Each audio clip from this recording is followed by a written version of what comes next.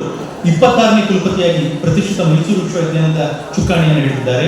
South Korea ಹಾಗೂ Japan ದೇಶಗಳಲ್ಲಿ ದೀರ್ಘಕಾಲ ಕಾರ್ಯನಿರ್ವಹಿಸಿದ ಇವರು ಸಂಶೋಧನಾ ಕ್ಷೇತ್ರದಲ್ಲಿ ವಿಶೇಷವಾದ ಛಾಪನ್ನು ಮೂಡಿಸಿದ್ದಾರೆ.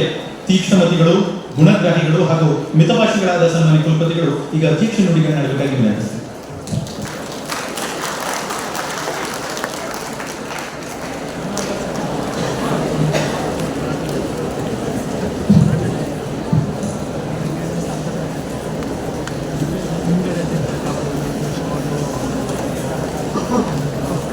ಎಲ್ಲರಿಗೂ ನನ್ನ ನಮಸ್ಕಾರಗಳು.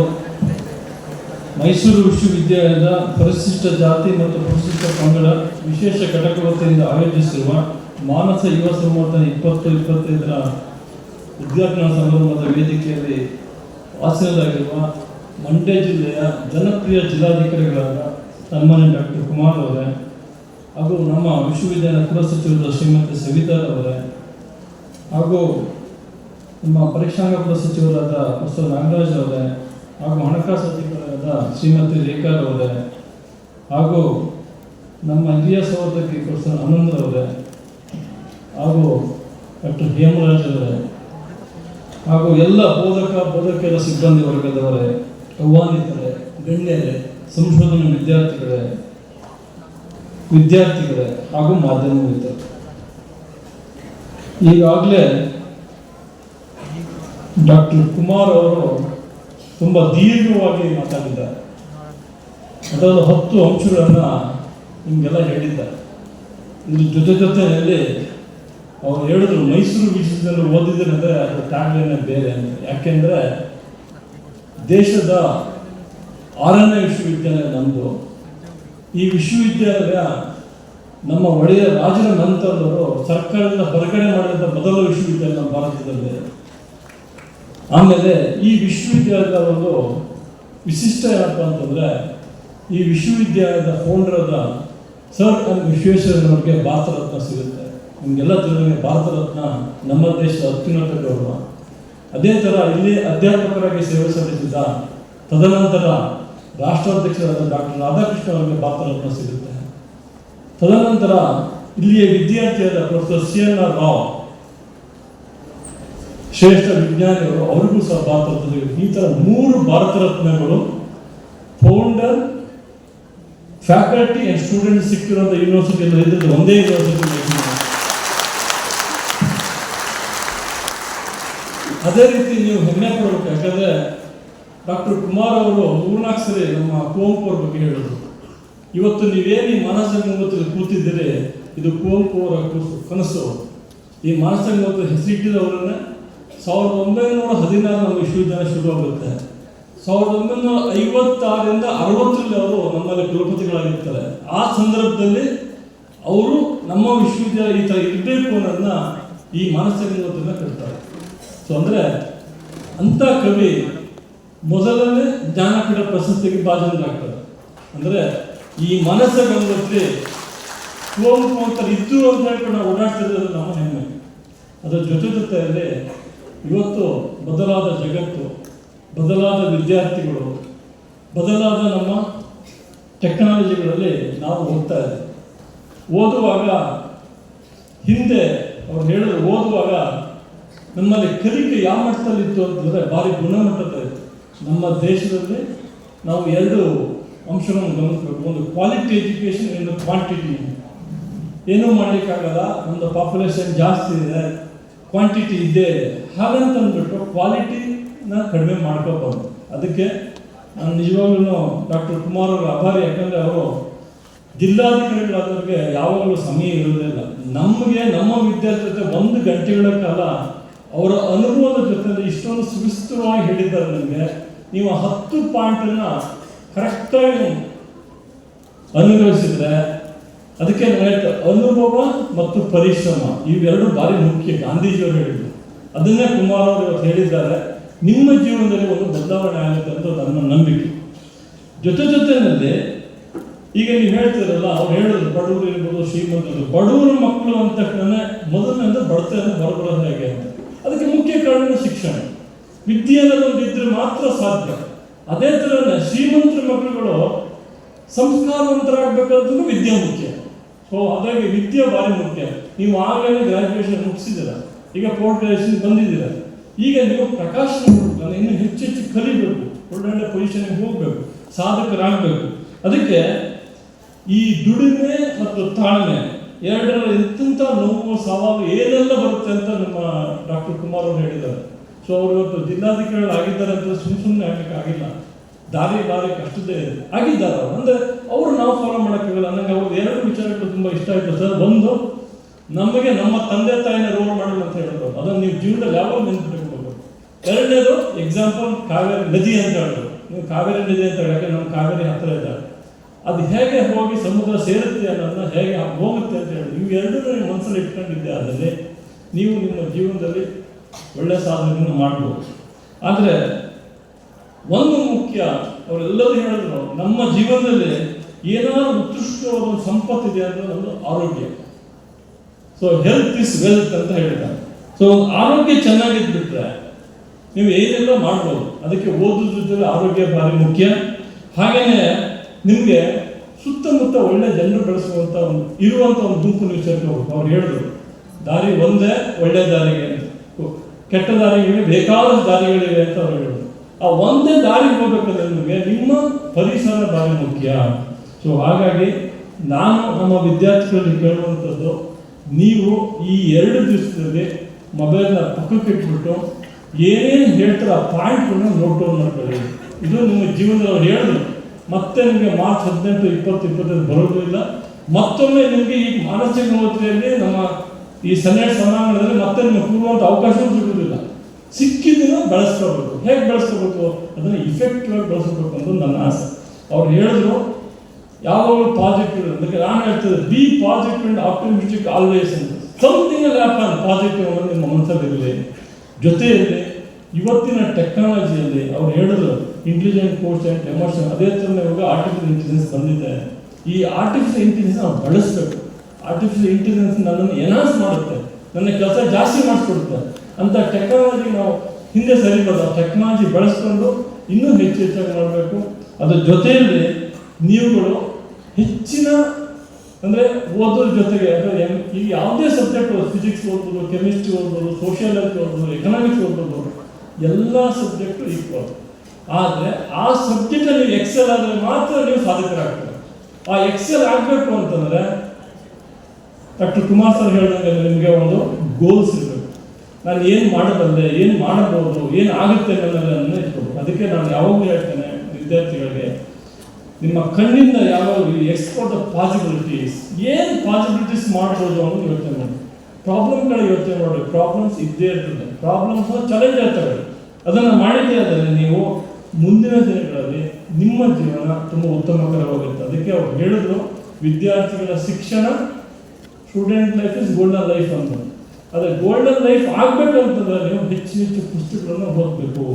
ಸೊ ಪುಸ್ತಕಗಳು ಓದೋದ್ರಿಂದ ನಮಗೆ ಜ್ಞಾನ ಜಾಸ್ತಿ ಆಗುತ್ತೆ. ಸೊ ಅದಕ್ಕೆ ನಾನು ಯಾವಾಗಲೂ ಹೇಳ್ತೀನಿ, higher education places a pivotal role in your life, no doubt about it, and it will transform your self from a student to a better person in the society. Similarly, it increases your knowledge. Once your knowledge is increases, so then you will get wisdom. A wisdom ಬೇಕು ಅಂತಂದ್ರೆ ಏನಾದರೂ ಸಾಧಿಸಬೇಕು ಅಂದ್ರೆ ಅದಕ್ಕೆ wisdom ಬೇಕು. Wisdom only through education. So ಅದನ್ನು ಮಾಡಬೇಕು ಅಂತಂದ್ರೆ ನೀವುಗಳೆಲ್ಲ ಹೆಚ್ಚಾಗಿ ಪರಿಶ್ರಮ ಕೊಟ್ಟು, ಹೆಚ್ಚಾಗಿ ಓದಿ, ಒಳ್ಳೊಳ್ಳೆ ಯೋಚನೆಗಳನ್ನು ಇಟ್ಕೊಂಡು ನೀವು ಓದಿದ್ದೀಯಾದಲ್ಲಿ ನೀವು ಸಹ ನಂತರ ಇಲ್ಲಿ ಎಲ್ಲರೂ ನೋಡಿ, ನಮ್ಮ ರಿಜಿಸ್ಟ್ರಾರ್ ಇದ್ದಾರೆ, ಅವರು ನಮ್ಮಲ್ಲೇ ವಿದ್ಯಾರ್ಥಿ, ಈಗ ಅವರು ನಮ್ಮಲ್ಲಿ ಕುಲಸಚಿವರಾಗಿ ಬಂದಿದ್ದಾರೆ. ಈ ಕಾರ್ಯಕ್ರಮದ ತುಂಬ ಅವರು ಅಚ್ಚುಕಟ್ಟಾಗಿ ಮಾಡಬೇಕಂತ ಭಾರಿ ರೂವಾರಿಯಾಗಿ ಈ ಕಾರ್ಯಕ್ರಮ ಮಾಡಿಕೊಂಡು ಯಾರಿಗೆ ಮಾಡಿದ್ದಾರೆ, ವಿದ್ಯಾರ್ಥಿಗಳಿಗೋಸ್ಕರ. ಆದರೆ ವಿದ್ಯಾರ್ಥಿಗಳು ಎಷ್ಟು ಮಟ್ಟಿಗೆ ಇದನ್ನು ಬೆಳೆಸ್ಕೊತಿರೋದು ಭಾಳ ಮುಖ್ಯ. ಸೊ 2 ದಿನ ಅದರಲ್ಲಿ ಎಲ್ಲೆಲ್ಲ ರಿಸೋರ್ಸ್ ಪರ್ಸನ್ಸ್ ಎಲ್ಲ ಕಡೆಯಿಂದ ಬಂದಿದ್ದಾರೆ. ಆ ರಿಸೋರ್ಸ್ ಪರ್ಸನ್ ನೀವು ಇಫೆಕ್ಟಿವ್ ಆಗಿ ಬೆಳೆಸ್ಕೋಬೇಕು. ಅದಕ್ಕೆ ಹೇಳ್ತಾ ಇದ್ದೀನಿ, ನಾನು ನೋಡ್ತೇನೆ ಕೆಲವು ಮಾತ್ರ ಸ್ವಲ್ಪ ನೋಟ್ ಮಾಡ್ಕೊಳ್ತೇನೆ, ಇನ್ನೆಲ್ಲ ಮೊಬೈಲ್ ಕೆಡಿಸ್ಕೊತಾ ಇದ್ದಾರೆ. ಕೆಲವು ಮೊಬೈಲ್ ಮಾತಾಡ್ತಿದ್ದೆ, ನಾನು ಅಬ್ಸರ್ವ್ ಮಾಡ್ತಾ ಇದ್ದೆ. ಯಾಕಂದ್ರೆ ನಾನು ಸೈನ್ಸ್ ಟೀಚರ್, ಅಬ್ಸರ್ವೇಷನ್ ಜಾಸ್ತಿ. ಅಲ್ಲೇ ಅಂತೀವಿ ಫೋನ್ ಮಾಡ್ತಾ ಇದ್ದಾರೆ, ಅದಲ್ಲ, ಆ ಫೋನ್ ಮಾಡಲಿಕ್ಕೆಲ್ಲ ಇದು ಮಾಡಿರೋದು. ಅವರೇ ಹೇಳಿದ್ರು ಮೊಬೈಲ್, ಅವ್ರು ಅಸಿಸ್ಟೆಂಟ್ ಕಮಿಷನ್ ಆಗುತ್ತೆ, ನಾನು ಮೊಬೈಲ್ ಬಳಸಿಲ್ಲ ಅಂತಂದ್ರು. ಇವಾಗ ಥಿಂಕ್ ಮಾಡೋದು, ನಾನು 2000 ಕೊರಿಯಾಕ್ಕೆ ಹೋಗೋಕ್ಕಿಂತ ಮುಂಚೆ ಮೊಬೈಲ್ ಬಂದು, ಬಟ್ ನಾನು ಮೊಬೈಲ್ ತಗೊಂಡಿರಲಿಲ್ಲ. ಅವರೇ ಹೇಳಿದ್ರು AC ಆಗಬೇಕಂತ ನಾನು ಮೊಬೈಲ್ ತಗೊಂಡಿಲ್ಲ ಅಂತ. ಅದು ಮೊಬೈಲ್ ಅನ್ನು ಡಿಸ್ಟ್ರಾಕ್ಟ್ ಮಾಡ್ಬೋದು, ಮೊಬೈಲ್ ಕೊಂಡ್ಲಿಕ್ಕೆ ತಕ್ಕೋದಿಲ್ಲ, ಅದು ಡಿಸ್ಟ್ರಾಕ್ಟ್ ಮಾಡ್ಬೋದು ಅನ್ನೋದು ಒಂದು ಮನೋಭಾವನೆ. ಸೊ ಅದರಿಂದ ಟೆಕ್ನಾಲಜಿ ಜೊತೆಯಲ್ಲೇ ಹೋಗಬೇಕು. ಅದ್ರ ಜೊತೆಯಲ್ಲಿ ಇವತ್ತಿನ ಶಿಕ್ಷಣ ಭಾರಿ ಬದಲಾಗಿದೆ. ಅಂದರೆ ನೀವು ನಿಮ್ಮಲ್ಲಿ ಏನಾದರೂ ಯುನಿಕ್ನೆಸ್ ತೋರಿಸ್ಬೇಕು. ಹಾಗಿದ್ರೆ ಮಾತ್ರ ನಿಮಗೆ ಶಿಕ್ಷಣ ನಿಮಗೆ ಬಲ ಬರುತ್ತೆ. ಅದಕ್ಕೆ ಎಲ್ಲರ ಹತ್ರನೂ ಇದೆ ಶಿಕ್ಷಣ, ಎಲ್ಲರ ಹತ್ರ ಕೆಪಬಿಲಿಟೀಸ್ ಇದೆ. ಅದನ್ನ ನೀವು ಯುನಿಕ್ ಆಗಿ ನೀವು ಬೆಳೆಸಬೇಕಂದ್ರೆ ನಿಮ್ಮಲ್ಲಿ ಯಾವುದಿದೆ ಪ್ಲಸ್ ಅನ್ನೋದು ನೋಡಬೇಕು. ಅದನ್ನು ನೋಡ್ತಾ ಈ 2 ದಿವಸ ಈ ಯುವ ಸಬಲೀಕರಣ ಅಂದರೆ ಎಲ್ಲರೂ ಹೇಳಿದ್ದಾರೆ, ಸ್ವಾಮಿ ವಿವೇಕಾನಂದ ಹೇಳಿದ್ದಾರೆ ಯುವಕರ ಬಗ್ಗೆ. ಅಂದರೆ ಫಸ್ಟ್ ಥಿಂಗ್ ಅವ್ರು ಹೇಳಿದ್ದಾರೆ ಕಾನ್ಫಿಡೆನ್ಸ್ ಆನ್ ಯುವರ್ ಸೆಲ್ಫ್ ಅಂತ. ಅದೇ ಥರ ಈಗ ಪ್ರಧಾನಮಂತ್ರಿಗಳು ಯಾವಾಗ ಹೇಳ್ತಿದ್ದಾರೆ ಯುವ ಭಾರತ ಯುವ ಭಾರತ. ಯಾಕಂದರೆ ನಮ್ಮಲ್ಲಿ 30 ಮಿಲಿಯನ್ ಮಕ್ಕಳು ಓದ್ತಾ ಇದ್ದಾರೆ, 30 ಕೋಟಿ ಮಕ್ಕಳುಗಳು ಹೈಯರ್ ಎಜುಕೇಶನ್ ಓದ್ತಾ ಇದ್ದಾರೆ. ಈ 30 ಕೋಟಿ ಮಕ್ಕಳಲ್ಲಿ ಒಂದಷ್ಟು ಜನ ಆದರೂ ಇನೋವೇಟರ್ಸ್ ಆದರೆ ಜಾಬ್ ಕ್ರಿಯೇಟ್ ಮಾಡ್ಬೋದು ಅಂತ. ಸೊ ಅದರಿಂದ ನೀವು ಅದರಲ್ಲಿ ಒಬ್ಬರು ಆಗ್ಬೋದು ಅನ್ನೋದು ನನ್ನ ಅನಿಸಿಕೆ. ಹಾಗಾಗಿ ಈ 2 ದಿನಗಳ ಕಾಲ ಸುಮಾರು ನಮ್ಮ ರಿಸೋರ್ಸ್ ಪರ್ಸನ್ಸ್ಗಳು ಇದ್ದಾರೆ. ಅವರೆಲ್ಲರೂ ಬಗೆಯಾದ ಅಂದರೆ ಒಂದೊಂದು ವಿಭಾಗದಲ್ಲಿ ಅವರು ಪರಿಣಿತರಿದ್ದಾರೆ. ಅದನ್ನು ನೀವು ಬಳಸ್ಕೊಂಡು ನಿಮಗೆ ಯಾವುದೇ ಅನುಕೂಲ ಇದೆ ಅನ್ನೋದನ್ನು ನೋಡಿಕೊಂಡು ಅದನ್ನು ಮಾಡಿ ಅಂತ ನಾನು ಈ ಮೂಲಕ ಹೇಳಕ್ಕೆ ಇಷ್ಟಪಡ್ತೇನೆ. ಆಮೇಲೆ SSಗೆ there is no short cut, hard work ಮಾಡ್ತಾ ಇರೋದು. ಅದಕ್ಕೆ ಇತ್ತೀಚಿನ ವಿದ್ಯಾರ್ಥಿಗಳಲ್ಲಿ ಮೊಬೈಲ್ ನೋಡೋದು ಜಾಸ್ತಿ ಇದೆ. ಅದ್ರ ಜೊತೆಯಲ್ಲೇ ನೀವು ಸೆಲ್ಫ್ ಸ್ಟಡಿ ಮಾಡಲೇಬೇಕು, ಅದು ಭಾರಿ ಇಂಪಾರ್ಟೆಂಟ್. ಅದಕ್ಕೆ ಅವ್ರು ಹೇಳೋದು ಪುಸ್ತಕ ಓದಿಲ್ಲ. ನಾನು ಹೇಳ್ತೇನೆ ನೀವು ಸಿಲೆಬಸ್ ಓದೋದು ಇದ್ದೇ ಇರ್ತದೆ. ಆ ಸಿಲೆಬಸ್ ಸಹ ನಾನಾಗಿ ಓದಿ ಅರ್ಥ ಮಾಡ್ಕೊಳ್ತೀವಿ ಅನ್ನೋ ಒಂದು ಮನೋಭಾವನೆ ನಿಮ್ಮಲ್ಲಿ ಬರಬೇಕು. ಅಂದರೆ self study is more important rather than any other education, so that you know the difficulties of education.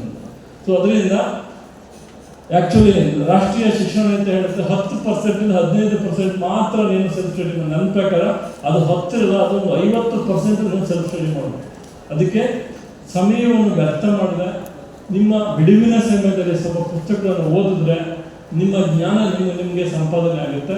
ಅದರಿಂದ ಎಲ್ಲರೂ ಚೆನ್ನಾಗಿ ಓದಿ ಈ ಕಾರ್ಯಕ್ರಮವನ್ನು ಸದುಪಯೋಗ ಮಾಡಿಕೊಂಡು ನೆಕ್ಸ್ಟ್ ಇಯರಲ್ಲಿ ನಮಗೆ ಬರಬೇಕು ಒಂದು ರಿಪೋರ್ಟು. ನಾವು ಇದನ್ನು ಕೇಳಿದ್ರಿಂದ ಈ ಥರ ಈ ಥರ ಪ್ರಯತ್ನ ಪಟ್ಟೆ ಅನ್ನೋದು ಪ್ರಯತ್ನ ಭಾರಿ ಮುಖ್ಯ. ಸೊ ಮನಸ್ಸು ಮಾಡಿದ ತಕ್ಷಣ IAS ಆಫೀಸರ್ ಆಗಲ್ಲ, ಮನಸ್ಸು ಮಾಡಿದ ತಕ್ಷಣ ಪ್ರೊಫೆಸರ್ ಆಗೋದಿಲ್ಲ. ಅದಕ್ಕೆ ಆದ ಕೆಲವು ಲಿಮಿಟೇಷನ್ಸ್ ಇರ್ತದೆ. ಅದೆಲ್ಲ ಹಂತ ಬರಬೇಕಲ್ಲ, ನೀವು ಗೋಲ್ಸ್ ಇಟ್ಕೋಬೇಕು. ಸೊ ಅದಕ್ಕೆ ಕೊನೆಯಲ್ಲಿ ಒಂದು ಮಾತು ಹೇಳ್ತೇನೆ, ನನಗೆ ಯಾವಾಗಲೂ ಪ್ರಿಯವಾದ ವ್ಯಕ್ತಿ ಅಂದರೆ ಡಾಕ್ಟರ್ ಅಬ್ದುಲ್ ಕಲಾಂ. ಸಾಮಾನ್ಯ ಒಬ್ಬ ಮನುಷ್ಯ ಒಂದು ರಾಕೆಟ್ ವಿಜ್ಞಾನಿಯಾಗಿ ತದನಂತರ ರಾಷ್ಟ್ರಾಧ್ಯಕ್ಷ ಆಗಿದ ಅಷ್ಟೊಂದು ಕೆಲಸವೇ ಅಲ್ಲವೇ ಅಲ್ಲ. ಅದಕ್ಕೆ ಅವ್ರು ಯಾವಾಗಲೂ ಹೇಳ್ತಾ ಇದ್ರು ಪ್ರತಿಯೊಬ್ಬ ವಿದ್ಯಾರ್ಥಿಯು ತನ್ನದೇ ಆದಂಥ ವಿಷನ್ ಇಟ್ಕೋಬೇಕು. ಆ ವಿಷನ್ಸ್ ಹೆಂಗಿರಬೇಕು ಅಂತಂದರೆ ಎತ್ತರದ ವಿಷನ್ಸ್ ಇಟ್ಕೋಬೇಕು. ಅದಕ್ಕೆ ನೀವು ನಿಮ್ಮಲ್ಲಿ ಸೆಟ್ಸ್ ಆಫ್ ಗೋಲ್ಸ್ ಇಟ್ಕೋಬೇಕು. ಹಂತ ಹಂತವಾಗಿ ಮೇಲೋಗುವಂಥದ್ದು. ಈಗ ನೀವು ಮಾಸ್ಟರ್ ಡಿಗ್ರಿಸಲ್ಲಿದ್ದರೆ ನಾನು ಆಫ್ಟರ್ 2 ಇಯರ್ಸ್ ಏನಾಗ್ತೀನಿ, ಆಫ್ಟರ್ 5 ಇಯರ್ಸ್ ಏನಾಗ್ಬೋದು, ಆಫ್ಟರ್ 10 ಇಯರ್ಸ್ ಏನಾಗ್ಬೋದು, ಆಫ್ಟರ್ 15 ಇಯರ್ಸ್, ಈ ಥರದ ಹಂತವಾಗಿ ನೀವು ಈಗಲೇ ಯೋಚನೆ ಮಾಡಿದ್ದಲ್ಲಿ, ರೂಪುರೇಷೆಗಳನ್ನು ಮಾಡಿದ್ದಲ್ಲಿ ನಿಮ್ಮ ಜೀವನ ತುಂಬ ಸುಖಕರವಾಗಿರ್ತದೆ. ಅದ್ರ ಜೊತೆ ನೀವು ಸಾಧನೆ ಮಾಡ್ಬೋದು. ಅವರು ಆಗಲೇ ಹೇಳಿದ್ರು, ಸುಮಾರಷ್ಟು ವಿಚಾರಗಳನ್ನು ಹೇಳಿದ್ದಾರೆ. ಸೊ ಸಾಮಾನ್ಯ ಮನುಷ್ಯ ಅಸಾಮಾನ್ಯ ಆಗಬಲ್ಲ ಅಂತ. ಸೊ ನಮ್ಮಂತಲೇ ಇದ್ದಂಥ ಕುವೆಂಪು ಅವರು ಅಸಾಮಾನ್ಯರಾಗಿದ್ದಾರೆ, ಇಲ್ಲೇ ತೋರಿಸ್ಕೊಟ್ಟಿದ್ದಾರೆ. ನಮ್ಮಲ್ಲೇ ಇದ್ದಂಥ ಸರ್ ವಿಶ್ವೇಶ್ವರರು ಅಸಾಮಾನ್ಯರಾಗಿದ್ದಾರೆ. ನಮ್ಮಲ್ಲೇ ಇರುವಂಥ ಸುಮಾರು ಜನಗಳಿಗೆ ಅಸಾಮಾನ್ಯರಾಗಿದ್ದಾರೆ. ನಾವು ಯಾಕೆ ಆಗಬಾರ್ದು? ಅದಕ್ಕೆಲ್ಲದಕ್ಕೂ ಮುಖ್ಯ ಕಾರಣ ಶಿಕ್ಷಣ. ಸೊ ಅದರಿಂದ ನೀವು ಒಳ್ಳೆ ಹಂತದಲ್ಲಿದ್ದೀರಿ. ಇದನ್ನು ಇದೇ ಥರ ಬೆಳೆಸ್ಕೊಂಡು ಹೋಗಿ ಮುಂದೆ ಒಳ್ಳೊಳ್ಳೆ ಕೆಲಸಗಳು ಆಗಲಿ, ಹಾಗೆ ನಿಮ್ಮ ಭವಿಷ್ಯ ಚೆನ್ನಾಗಿದೆ ಅಂತ ಹೇಳ್ತಾ, ಜೊತೆಯಲ್ಲಿ ಈ ಕಾರ್ಯಕ್ರಮಕ್ಕೆ ನಮ್ಮ ಕಡೆಯಿಂದ ಸರ್, ಯಾಕಂದರೆ ನೀವು ಕೇಳಿದ್ರು ವಿಶ್ವ ಕನ್ನಡ ಸಮ್ಮೇಳನ ಮಾಡೋದು, ಮೈಸೂರು ಸಾಹಿತ್ಯ ಕನ್ನಡ ಸಮ್ಮೇಳನ ನಮ್ಮ ಮಂಡ್ಯದಲ್ಲಿ ಎಷ್ಟು ಜನ ಸೇರಿದಾಗ ಅವರು ಟೋಟಲ್ ನನಗೆ 10 lakhs ಅಂತ ಒಂದು ಚಿಕ್ಕ ಮಂಡ್ಯ ಜಿಲ್ಲೆಗೆ 10 ಲಕ್ಷ ಜನ ಬಂದಾಗ ಅದನ್ನು ನಿಭಾಯಿಸಿದರು ಡಾಕ್ಟರ್ ಕುಮಾರ್ ಅವರು. ಅಂದರೆ ಅವರ ಕೆಲಸದ ವೈಖರಿಯನ್ನು ನೋಡ್ತಾರೆ. ಅದೇ ಥರ ನಾವು ಕೇಳಿದಾಗ ಪಾಪ ಅವರು ಸಮಯ ಬಿಟ್ಟು ಇಲ್ಲಿಗೆ ಬಂದು, ನಾವು ಸುಮಾರು ಜನ ಕೇಳಿದ್ವಿ, ಆದರೆ ಎಲ್ಲರೂ ಬಿಸಿತಾರೆ. ನಿಮಗೋಸ್ಕರ 1 hour ಪಾಠ ಮಾಡಿದ್ದಾರೆ. ಇಂಥ ಜಿಲ್ಲಾಧಿಕಾರಿಗಳನ್ನು ಮುಗಿಸಿರೋದು ಭಾರಿ ವಿರಾಳ. ಅದನ್ನು ಬಳಸ್ಕೊಂಡಿರೋ ಸರ್ ನಿಮಗೆ ನಮ್ಮ ವಿಶ್ವವಿದ್ಯಾಲಯ ಪರವಾಗಿ ಅಭಿನಂದನೆಗಳು. ಅದೇ ಥರ ನಮ್ಮ ಕುಲಸಚಿವರು ಇತ್ತೀಚೆಗೆ ಬಂದಿದ್ರು ಸಹ ವಿದ್ಯಾರ್ಥಿಗಳ ಪರ ಭಾರಿ ಆಸಕ್ತಿ ಜಾಸ್ತಿ. ಈ ಕಾರ್ಯಕ್ರಮವನ್ನು ಭಾರಿ ಇಫೆಕ್ಟಿವ್ ಆಗಿ ಮಾಡಬೇಕು ಅಂತ ಪಾಪ ಅವ್ರು ಮುಂಚೂಣಿ ಇಟ್ಕೊಂಡು ಅದಕ್ಕೆ ಎಲ್ಲ ನಮ್ಮ ಕಮಿಟಿ ಸದಸ್ಯರು, ಹಿರಿಯ ಪ್ರಾಧ್ಯಾಪಕರು, ಪ್ರೊಫೆಸರ್ ಆನಂದ್ ಅವರು ಎಲ್ಲರೂ ಸೇರ್ಕೊಂಡು ಮಾಡಿದ್ದಾರೆ. ಆ ಕಾರ್ಯಕ್ರಮ ನಿಜವಾಗ್ಲೂ ನಮ್ಮ ವಿಶ್ವವಿದ್ಯಾಲಯ ಪರವಾಗಿ ನನ್ನ ವ್ಯಕ್ತಿಗತವಾಗಿ ನಿಮ್ಗೆಲ್ಲರಿಗೂ ಅಭಿನಂದನೆಗಳು ಮೇಡಮ್ ಮತ್ತು ಅವರಿಗೆಲ್ಲರಿಗೂ. ಅದೇ ಥರ ನನ್ನ ಅಧಿಕಾರಿ ವರ್ಗದವರು ಎಲ್ಲರೂ ಇಲ್ಲಿದ್ದೀರಿ, ಎಲ್ಲರಿಗೂ ಅಭಿನಂದನೆಗಳು. ಸೊ ಇಂಥ ಕಾರ್ಯಕ್ರಮಕ್ಕೆ ಇನ್ನೂ ಹೆಚ್ಚೆಚ್ಚು ಮೂಡಿ ಬರಲಿ, ನಮ್ಮ ವಿದ್ಯಾರ್ಥಿಗಳಿಗೆ ಹೊಸ ಹೊಸ ಥರದನ್ನು ಕಲಿಸಲಿ, ಅಂದರೆ ನಾವೀನ್ಯತೆ ನೋವೆಲ್ ಐಡಿಯಾಸ್ ಬರಲಿ ಅಂತ ನಾನು ಅನಿಸಿಕೆ ಹೇಳ್ತಾ ನಾನು ಈ ಸಂದರ್ಭದಲ್ಲಿ ನಿಮಗೆಲ್ಲರಿಗೂ ಧನ್ಯವಾದ ಹೇಳ್ತಾ ಜೈ ಹಿಂದ್ ಜೈ ಕನ್ನಡ.